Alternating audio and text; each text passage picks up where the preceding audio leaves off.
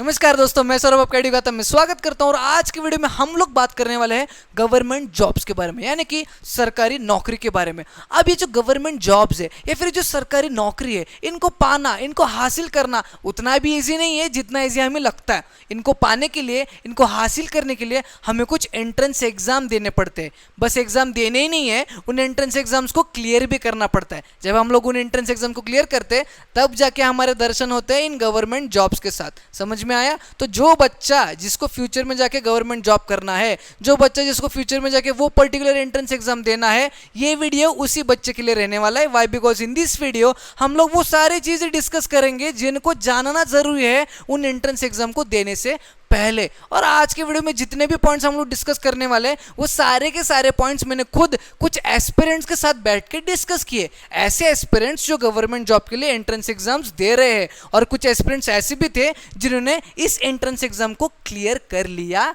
है। समझ में आया?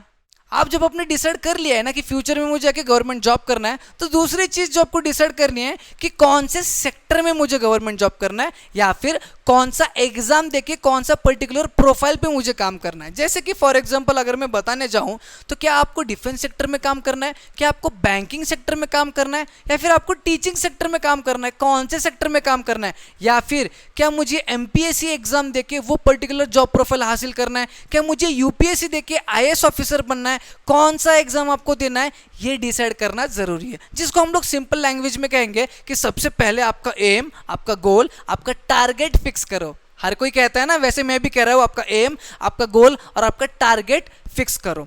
जैसे कि आपके पास काफ़ी ऑप्शंस अवेलेबल है, बैंकिंग सेक्टर्स में ऑप्शंस अवेलेबल है, डिफेंस सेक्टर में एग्जाम्स काफ़ी ऑप्शंस अवेलेबल है, पीओसी एग्जाम्स होते हैं, एसएससी एग्जाम्स होते हैं, एसएससी एग्जाम्स में एसएससी सीजीएल आपने सुना होगा यूट्यूब पे ये चीज़। उसके बाद यूपीएससी भी सुना होगा। कई बड़ी बढ़िया टीचर्स यूट्यूब पे भी पढ़ा रहे हैं, ऑनलाइन भी पढ़ा रहे हैं, ऑफलाइन भी पढ़ा रहे हैं। तो यूपीएससी एग्जाम्स है, रेलवेज के कई सारे एग्जाम्स है, टीचिंग सेक्टर में कई सारे एग्जाम्स है, उसी के साथ साथ स्टेट पीएससी एग्जाम्स भी है। अब state PSC similar to UPSC, जैसे कि UPSC Union Public Service Commission, उसी तरह से हर एक स्टेट का पब्लिक सर्विस कमीशन एग्जाम होता है। जैसे कि महाराष्ट्र की बात करें तो एमपीएससी एग्जाम होता है, ठीक है, महाराष्ट्र के लिए होता है। तो कौन सा एग्जाम आपको देना है, कौन से सेक्टर में आपको देना है, ये डिसाइड यहाँ पे करना बहुत ज्यादा जरूरी है। अगली चीज निकल के आती है, you have to analyse your syllabus. अब इसमें दो पहलू है। सबसे पहला पार्ट ये कहता है कि जिस भी पर्टिकुलर सेक्टर में, जिस भी पर्टिकुलर एग्जाम के लिए आप प्रिपेयर करने वाले हो, उसका सिलेबस आपको निकालना पड़ेगा। What you have to do is, आपको सिलेबस निकालना पड़ेगा। वंस यू हैव डिसाइडेड कि कौन सा एग्जाम देना है, उसके बाद आपको उसका सिलेबस निकालना है, फिर उसके सिलेबस को आपको एनालाइज करना है। एनालाइज करना है यानी क्या करना है, उस सिलेबस में कितने सब्जेक्ट्स है, कितने सारे सब्जेक्ट्स है, और उनमें से कितने सब्जेक्ट्स को आपने पहले भी देखा है, या फिर उनमें से कितने टॉपिक्स को आपने अपने स्कूल डेज में पढ़ा है, या फिर अभी आप 11th-12th में पढ़ने वाले हो। ये सारे चीज़ों को एनालाइज करना जरूरी है। वाई? बिकॉज अभी आपने डिसाइड किया है कि मुझे फ्यूचर में गवर्नमेंट जॉब करना है, तो आपको ये भी डिसाइड करना पड़ेगा कि आपका सिलेबस क्या रहने वाला है, कितने साल के लिए पढ़ना है, मतलब कितने टाइम के लिए पढ़ना है, और कितने टाइम में कितना सब कुछ पढ़ना है, उसमें से कितने टॉपिक्स आपने पहले पढ़े हैं, कितने टॉपिक्स मुझे अभी पढ़ने हैं, या फिर कितने टॉपिक्स मुझे रेगुलर बेसिस पे पढ़ना है। ये सारे चीजें आपको पता करनी पड़ेगी, जिसके लिए सिलेबस एनालाइज करना है। जो दूसरा पहलू है, फिर जो दूसरा पार्ट है, जो मैं पहले कह रहा था कि आपको सेक्टर डिसाइड करना है, कौन से सेक्टर में जाना है, उसके बाद कोई एक एग्जाम डिसाइड करे, कौन से एग्जाम के लिए प्रिपेयर करना है। जो बच्चा ये सेक्टर या फिर एग्जाम डिसाइड नहीं कर पा रहा है, उसको अगर कंफ्यूजन हो रहा है थोड़ा बहुत, तो व्हाट ही कैन डू और what she can do is, समझो उसके सामने 4 एग्जाम्स है, उसके सामने 1, 2, 3 एंड 4 ऐसे 4 डिफरेंट एग्जाम्स है, और इन 4 एग्जाम्स के बीच में वो कंफ्यूज हो रहा है। तो उस स्टूडेंट को क्या करना है, हर एक एग्जाम का जो है वो सिलेबस फाइंड आउट करना है और उसके सामने रखना है। जब वो सिलेबस को अपने सामने रखेगा तो उन सिलेबस को उसको एनालाइज करके रिलेट करना है कि कौन से सिलेबस में, कौन से टॉपिक्स में रिलेट कर पा रहा हूं, या फिर कौन से टॉपिक्स को पढ़ने के बाद मुझे थोड़ा सा कॉन्फिडेंस मिल रहा है, या फिर मुझे थोड़ा सा इंटरेस्ट पैदा हो रहा है। तो जिस भी एग्जाम के सिलेबस को पढ़ने के बाद उस एग्जाम में अगर उसको इंटरेस्ट मिल रहा है, उसको कॉन्फिडेंस आ रहा है, या फिर वो सिलेबस को रिलेट कर पा रहा है, उस पर्टिकुलर एग्जाम को वो जो है वो सिलेक्ट कर सकता है। समझ में आया आपको? अगली चीज जो निकल के आती है कि अर्ली डिसीजन लेना बहुत ज्यादा जरूरी है और साथ ही साथ अर्ली स्टार्ट करना भी जरूरी है। समझाता हूं कैसे। जैसे कि अभी आपने डिसाइड कर लिया कि मुझे फ्यूचर में जाके गवर्नमेंट जॉब करना है, तो ये डिसीजन जो अभी ले रहे हो वो जितना जल्दी हो सकता है उतना जल्दी लीजिए। जितना जल्दी आप डिसीजन लोगे उतना फ्यूचर आपका सिक्योर रहेगा, और जितना लेट आप डिसीजन लेते जाओगे उतना फ्यूचर आपका धोखे में जाने वाला है। कैसे, मैं आपको बताता हूं। अभी आप यूजुअली 10th में हो या फिर 10th पास आउट हो चुके हो या फिर 12th में हो, तो मैं आपकी एज समझ पकड़ के चलता हूं 16 टू 18 की आपकी एज है। अब 16 टू 18 की एज में अगर आप डिसाइड कर लेते हो कि नहीं मुझे फ्यूचर में गवर्नमेंट जॉब करना है, तो आप अभी से मेंटली प्रिपेयर होना स्टार्ट करोगे उस पर्टिकुलर एग्जाम के लिए, ताकि आपको वो पर्टिकुलर गवर्नमेंट जॉब फ्यूचर में जाके मिल सके। अगर वही चीज आप ग्रेजुएशन के बाद 23-24 में सोचना स्टार्ट करोगे, 24 के बाद 23 के बाद अगर आप सोचना स्टार्ट करोगे नहीं मुझे जाके गवर्नमेंट जॉब करना है, तो आपका यहाँ से लेके 28 तक का जो टाइम है वो उसी की प्रिपरेशन में जाने वाला है, और उसके बाद वाला जो फ्यूचर है वो थोड़ा सा धोखे में या फिर डेंजर में आ सकता है। जितना जल्दी आप डिसीजन लोगे उतना आपके लिए बेहतर रहने वाला है, ताकि एट द एज ऑफ 24-25 आपको कोई पर्टिकुलर सेक्टर में कोई पर्टिकुलर गवर्नमेंट जॉब मिल सके। समझ में आया? और जितना जल्दी आपने डिसीजन लिया है उतना जल्दी स्टार्ट करना भी जरूरी है। अगर आपने 16 टू 18 में डिसीजन लिया है कि मुझे फ्यूचर में गवर्नमेंट जॉब करना है, मुझे ये पर्टिकुलर एग्जाम देना है, तो आप ये समझ के चलिए आप 21 से अपने एग्जाम्स देना स्टार्ट कर सकते हो, एंड 21 टू 24 3-4 सालों में आप जितने भी आपके अटेम्प्ट्स है उतने अटेम्प्ट्स आप दे सकते हो उस पर्टिकुलर एग्जाम के लिए। समझ में आ गया? उस पर्टिकुलर जॉब प्रोफाइल के लिए। समझ में आ गया क्यों जरूरी है अर्ली डिसीजन लेना और अर्ली स्टार्ट करना? अगली चीज जो निकल के आती है कि गवर्नमेंट जॉब पाने के लिए कौन सा स्ट्रीम हमें चूज करना पड़ेगा।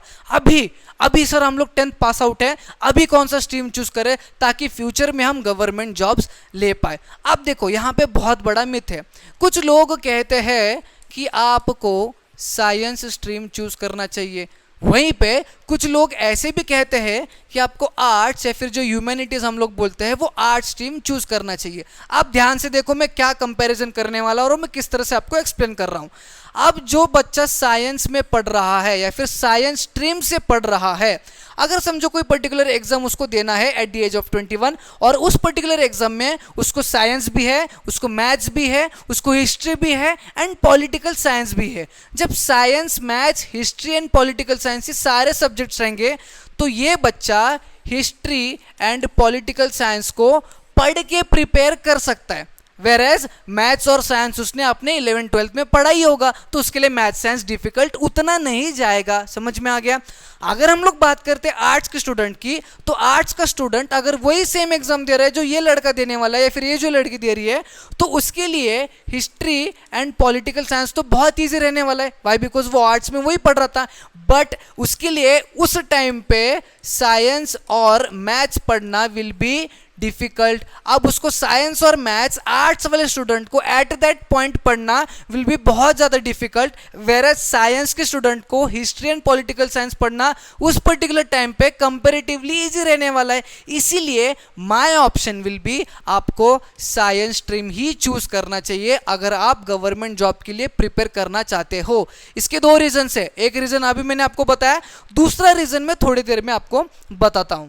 नेक्स्ट पॉइंट निकल के आता है, क्या हमें प्रिपरेशन करते समय, एंट्रेंस एग्जाम की प्रिपरेशन करते समय, गवर्नमेंट जॉब के एंट्रेंस एग्जाम की प्रिपरेशन करते समय प्लान भी साथ में रखना चाहिए, हाँ या नहीं? तो मेरा particular answer will be yes, आपको एक प्लान बी ऑप्शन रखना चाहिए। वाई? मैं अभी बताता हूं। अब मैं यस कह के आपके दिमाग में कोई नेगेटिव थॉट नहीं भरना चाहता।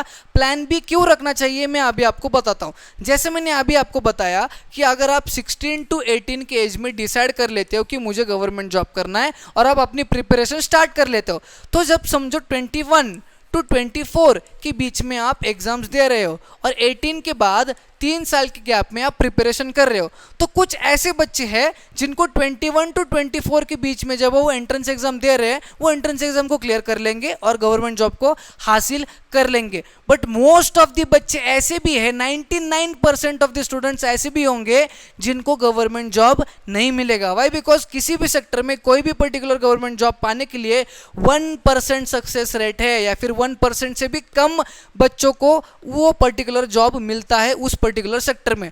तो आप 3 साल के स्पैन में जितने भी एग्जाम्स दे रहे हो उसमें 1% बच्चा सक्सीड हो जाता है, तो जो बाकी 99% बचे हुए बच्चे हैं उनका फ्यूचर क्या होगा, वो आगे जाके कैसे अर्न करेंगे, वो आगे जाके अपने फैमिली को कैसे संभालेंगे, कैसे बढ़ाएंगे, ये सारे चीज़ें सोच के आपको एक प्लान भी साथ में रहना चाहिए, ताकि 24 तक अगर आप कोई भी गवर्नमेंट एग्जाम को क्लियर नहीं कर पाते तो 24 के बाद आप कोई भी पर्टिकुलर जॉब प्रोफाइल पा सकते हो, ताकि आपकी फैमिली को आप अच्छी तरीके से संभाल पाओ या फिर आपकी फैमिली को आप अच्छी तरीके से बढ़ा पाओ। समझ में आया? इसीलिए प्लान भी रहना ज़रूरी है। दूसरी चीज़ मैंने आपको कहा था साइंस स्ट्रीम लेने के 2 फायदे हैं। सबसे पहला फायदा तो मैंने आपको पहले वाले क्वेश्चन में ही बताया था।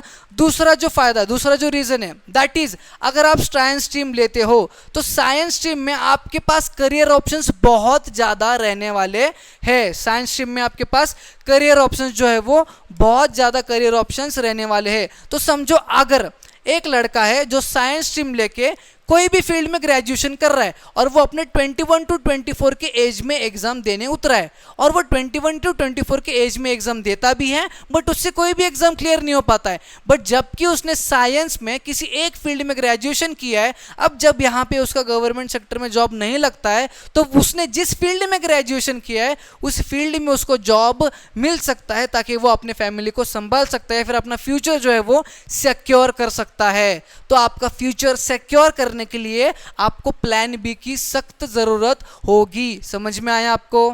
अगला जो पॉइंट निकल के आता है दैट इज एग्जाम क्लियर करने के लिए सबसे पहले एग्जाम को समझना पड़ेगा। So what do we mean by this point? तो बेसिकली किसी भी पर्टिकुलर एग्जाम को क्लियर करने के लिए आपको उस एग्जाम को समझना पड़ेगा, उस एग्जाम के फॉर्मेट को समझना पड़ेगा, जो क्वेश्चन पूछे जा रहे हैं उसके फॉर्मेट को समझना पड़ेगा।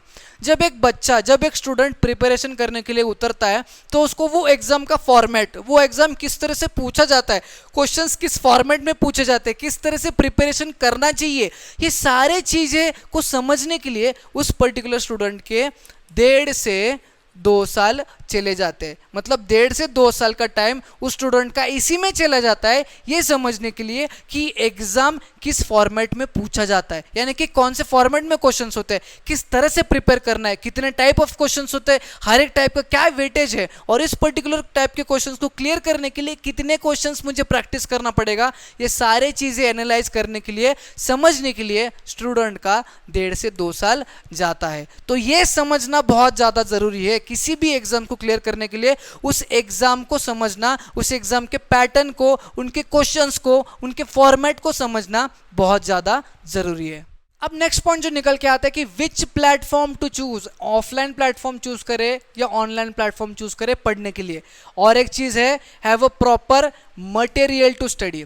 अब पहली चीज की अगर बात करें कि हमें ऑनलाइन प्लेटफॉर्म या ऑफलाइन प्लेटफॉर्म चूज करना है, 2 रीजन है, वेरी इजी रीजन है। सबसे पहला रीजन यही है कि जो बच्चे 6 से 8 घंटे 6 to 8 आवर्स ऑफ स्टडी घर में सिंसियरली बैठ के कर सकता है तो ही और she can go for online courses, क्योंकि आज ऑनलाइन काफ़ी बढ़िया टीचर्स पढ़ा रहे हैं और काफ़ी बढ़िया रिजल्ट्स वो निकाल रहे हैं। On the other hand side ऐसा कोई स्टूडेंट है जिसको वैसा सराउंडिंग, वैसा ऑरा, वैसा उसका एनवायरनमेंट चाहिए, क्लासरूम चाहिए, साथ में बच्चे चाहिए पढ़ने के लिए, तभी वो कॉन्सेंट्रेट कर पाता है, तो वो पर्टिकुलर स्टूडेंट जाके जो है वो अपना ऑफलाइन कोचिंग में पढ़ सकता है। Second reason is very common, जिस बच्चों को ऑफलाइन कोचिंग एफोर्ड होती है वो ऑफलाइन जाके पढ़े। वाई? बिकॉज वहां पे भी बढ़िया टीचर्स सामने फिजिकली पढ़ा रहे हैं, और जो बच्चा ये अफोर्ड नहीं कर सकता है वो अपना ऑनलाइन में बैठ के पढ़ सकता है, क्योंकि यहाँ पे भी बढ़िया टीचर्स जो है वो डेली बेसिस पे पढ़ा रहे हैं। सेकेंड चीज जो निकल के आती है कि have a proper material to study. अब देखो इसमें 2 चीजें हैं जो मुझे एस्पिरेंट्स ने बताया। पहली चीज ये है कि ऐसे बुक्स जिसमें से आप पढ़ते हो, और दूसरे ऐसे बुक्स जिसमें से आप क्वेश्चंस को प्रैक्टिस करते हो। ये 2 टाइप ऑफ बुक्स आपके साथ रहना जरूरी है। अब जो पहले टाइप ऑफ बुक्स है जिसमें से आपको समझ में आ रहा है, अब कई अलग अलग पब्लिकेशंस होते हैं, समझ लो ए है, बी एक पब्लिकेशन है, सी एक पब्लिकेशन है, डी एक पब्लिकेशन है। 4 अलग अलग पब्लिकेशन में बुक छपी है। अब हर एक बच्चे को ए पब्लिकेशन समझ में नहीं आएगी, हर एक बच्चे को बी पब्लिकेशन समझ में नहीं आएगी, और सिमिलरली हर एक को सी नहीं आएगी और हर एक को डी नहीं आएगी। जिसको ए समझ में आता है वो ए सिलेक्ट करे, जिसको बी तो वो बी, जिसको सी तो वो सी, जिसको डी तो वो डी। ये तो सिंपल हिसाब है। बट सेकंड जो चीज कही है कि जो क्वेश्चन बैंक वाली जो बुक है वो जिसमें बढ़िया क्वेश्चंस है और जिसमें प्रीवियस ईयर के सारे क्वेश्चंस दिए गए हैं और सारे फॉर्मेट के क्वेश्चंस पूछे गए हैं, ऐसा जो बुक अवेलेबल है उस बुक को प्रेफर करें। और आप मल्टीपल बुक्स अगर साथ में रखते हो क्वेश्चन बैंक वाली तो भी चलेगा, यानी कि क्वेश्चन बैंक के अगर 4 पब्लिकेशंस है और अगर आप चारों को भी अफोर्ड कर सकते हो तो चारों को भी साथ में रख लीजिएगा, वरना एक दो अफोर्ड कीजिएगा, वरना लाइब्रेरी में आपको बुक्स जो है वो एक्सचेंज करके मिल सकती है। तो ये मटेरियल साथ में बढ़िया रहना जरूरी है, और ऑफलाइन और ऑनलाइन में तो आप डिसाइड कर लो आपको कौन सा प्रेफरेबल रहने वाला है। जो लास्ट पॉइंट निकल के आता है that is study according to your own syllabus, यानी कि अपने सिलेबस के हिसाब से पढ़ना बहुत ज़्यादा जरूरी है। अब मैंने स्टार्टिंग में आपको कहा था कि एक सेक्टर डिसाइड कीजिए, उसमें एक एग्जाम डिसाइड कीजिए और उस एग्जाम के लिए प्रिपेयर कीजिए। अब कुछ होशियार बच्चे होते हैं ना, वो एक एग्जाम ना रखे, मल्टीपल एग्जाम्स को अपना टारगेट रख लेते हैं। जैसे एक स्टूडेंट है जिसने ए को भी टारगेट रखा है, बी को भी टारगेट रखा है, सी को भी टारगेट रखा है, ये सोच के कि अगर ए में क्लियर नहीं होता हूं तो बी तो क्लियर हो जाएगा, अगर बी भी क्लियर नहीं होता है तो सी तो पक्का ही क्लियर हो जाएगा। यानी कि वो ए की भी प्रिपरेशन कर रहा है, बी की भी प्रिपरेशन करेगा और सी की भी करेगा, और इसमें ना वो ए की 100% प्रिपरेशन कर पाएगा, ना ही वो बी की प्रिपरेशन 100% कर पाएगा, ना ही वो सी की प्रिपरेशन 100% कर पाएगा। और ये दिखने में जितना इजी लग रहा है ना कि ए का करूँगा, ए नहीं होगा तो बी, बी नहीं होगा तो सी, प्रैक्टिकली इतना इजी है नहीं। ये गलती आप लोगों को नहीं करनी है, इसलिए आपने जो भी टारगेट आपका रखा है उसका जो सिलेबस आपके पास होगा उसमें जो टॉपिक्स आपको दिए गए होंगे उसी चीज़ को 100% दे के पढ़ना है, ताकि आप जल्द से जल्द उस पर्टिकुलर एग्जाम को क्लियर कर पाओ, कम से कम अटेम्प्ट्स में उस पर्टिकुलर एग्जाम को क्लियर कर पाओ। समझ में आया? नेक्स्ट पॉइंट जो निकल के आता है दैट इज मेंटर होना जरूरी है। आप जो डेली बेसिस पे पढ़ रहे हो, आपने कितना प्रोग्रेस किया है, आप कहाँ पे गलतियां कर रहे हो, कौन सी चीज़ आपकी सही चल रही है, कौन सी चीज़ आपकी गलत चल रही है, जो भी हैबिट्स आपके हैं उनमें से कौन से अच्छे हैं कौन से बुरे हैं, ये सारे चीज़ें आपको बताने के लिए, आपको गाइड करने के लिए एक मेंटर आपके लाइफ में होना बहुत ज़्यादा ज़रूरी है। अब वो मेंटर आपके फैमिली में कोई हो सकता है, आपके नेबर्स में कोई हो सकता है, आपके ऑफलाइन कोचिंग में कोई हो सकता है, या फिर आपके ऑनलाइन में से कोई एक टीचर हो सकता है जिनकी मदद आप ले सकते हो। बट एक मेंटर होना जरूरी है, इतना समझ लो। तो यही सारे पॉइंट्स थे जो मुझे आपको बताने थे, जो आपको जानना चाहिए किसी भी एंट्रेंस एग्जाम, गवर्नमेंट जॉब के एंट्रेंस एग्जाम को देने से पहले। अगर आपको पॉइंट्स पसंद आते हैं तो ज़्यादा से ज़्यादा बच्चों में शेयर कीजिए, बहुत ज़्यादा बच्चों में शेयर कीजिए। वीडियो को लाइक करिए, नहीं हो तो चैनल को सब्सक्राइब करके जाइए। हम मिलेंगे न्यू वीडियो में।